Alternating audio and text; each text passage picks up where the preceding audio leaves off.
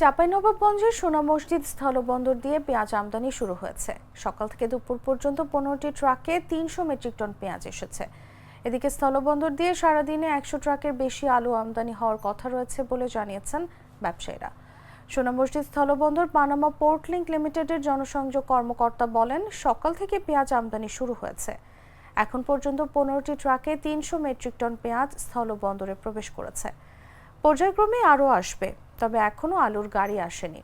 এর আগে ভারতে উৎপাদিত আলু ও পেঁয়াজ অন্য দেশে সরবরাহ করবে না বলে রপ্তানিতে স্লট বুকিং বন্ধ করে দেয় পশ্চিমবঙ্গ রাজ্য সরকার।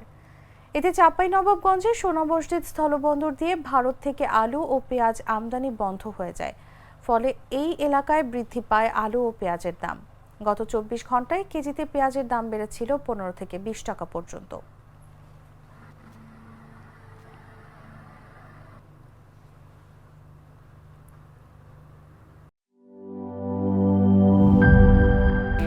স্যার, আমাদের নতুন প্রোডাক্ট সিক্সার্স।